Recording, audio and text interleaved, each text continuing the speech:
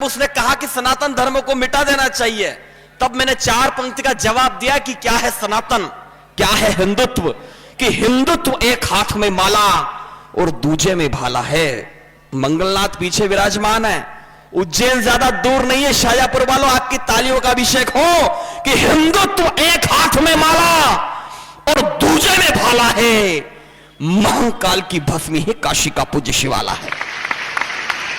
महाकाल की भस्मी है, काशी का पूज्य शिवाला है। और जिसने यह बयान दिया, आपकी तालियों का थप्पड़ पहुंचे कि जैसे मावस और पूनम का होगा बिल्कुल मेल नहीं, और हिंदुवाद को समझ सके छोटे बच्चों का खेल नहीं।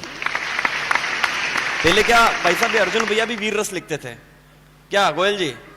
पहले ये वीर रस में कविता लिखते थे। जोड़े से जा रहा हूं, कोई बात नहीं। हाँ, ये क्या दुखी लोग हैं। इनमें क्या है कि इनके साथ समस्या है, पर इनके आपका इलाज बता देता हूं मैं, क्योंकि आज ही इनका ब्रेकअप हुआ है अर्जुन अल्लड़ का, प्रेम भाव में। हाँ, तो इनको मैंने 4 पंक्ति की दवाई दी, अगर पहुंच जाए तो थोड़ी ताली वाली बजाना। मैं थोड़ा रस परिवर्तन करना चाहता हूं कि न हीर काम आएगी न राझा आएगा, न हीर काम आएगी न रांझा आएगा, कटती पतंग में न काम माझा आएगा, और ब्रेकअप की कोई भी दवा नहीं है दोस्तों, चीलम के संग में भरा गांजा काम आएगा। अगली कवियत्री को जिनको बुलाना चाहता हूं, उनका नाम होता है निशा पंडित जी को, इन पंक्तियों के साथ कि दिल की खामोशी को तेरे अश्क सदा अत कर बैठे, दिल की खामोशी को तेरे अश्क सदा अत कर बैठे, मैंने हाथों को चूमा रुखसार अदावत कर बैठे, और खूब रखा नियत पर अपनी काबू बहुत मगर यारा, नैनों से जब नैन मिले तो अधर बगावत कर बैठे। नैनों से जब नैन मिले तो अधर बगावत कर बैठे। नरेंद्र अटल जी ने जिस ऊर्जा के साथ में आपको कविता सुनाई, वो हो सकता है कि उतनी चिल्लाकर उतनी ऊंची आवाज में आप तक ना पहुंच पाए। बहुत मधुर स्वर है, तो इसलिए आप उनको मधुरता के साथ में सुनिएगा, क्योंकि वो उज्जैन से आई है, और उज्जैन के ही बहुत बड़े कवि स्वर्गीय मोहन सोनी जी ने कहीं गीत के बारे में लिखा। गीत को सुनने का उन्होंने विधान बताया। शिवराज जी, आप बता रहे थे मोहन जी आपके दोस्त हैं, हालांकि उज्जैन का हर आदमी कहता है कि मोहन जी मेरे दोस्त हैं। हाँ, वो अरे क्या बात है, सैल्यूट आपका, आपने मोहन सोनी जी की पंक्ति याद दिलाई। तो मोहन सोनी जी ने कहा कि फूल बातों से नहीं रंग से चुना जाता है। हम गीत के उस विश्वविद्यालय तक पहुंचेंगे, गजल के उस हिमालय तक पहुंचेंगे, उस एवरेस्ट तक पहुंचेंगे जिनका नाम पंकज पलाश जी हैं। लेकिन उसी क्रम में गीत की एक विद्यार्थी, एक कवियत्री यहां पर है। गीत कैसे सुना जाता है शाजापुर, जरा तालियों से बताना कि फूल पातों से नहीं रंग से चुना जाता है, भोर का पट तो सितारों से बुना जाता है, और गीत की धुन पर एक गर्दन के हिलाने वालों, गीत कानों से नहीं गीत मन से सुना जाता है। तो एक बार जोरदार तालियां बजाएं, निशा पंडित को आमंत्रित करें।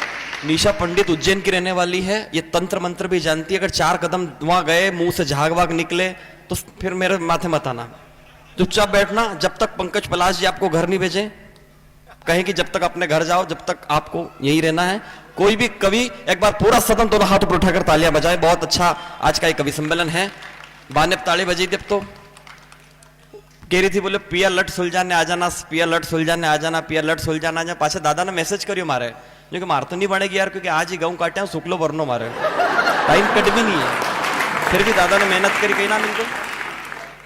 विपिन सक्सेना जी, वाह सक्सेना जी, आप बहुत सफल आदमी हो, क्योंकि एक सफल आदमी का पूरा जीवन काल में 2 महिलाएं हाथ फेरे माथा पे, एक की मां और दूसरी की पत्नी। तो मां ज्यादा हाथ फेरे तो बाल आए हैं, और पत्नी ज्यादा हाथ फेरे तो, और इनकी हालत देखी तो ऐसा लग रही है जैसे पूरा शाजापुर ने हाथ फेरी रखे है।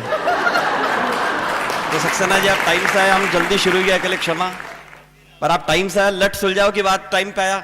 अब संतोष बयान के बोले इनके तो लट ही नहीं है, मैंने इनके लट नहीं है, जैसे तो दूसरा की सुलझाता फिर रहा है अभी।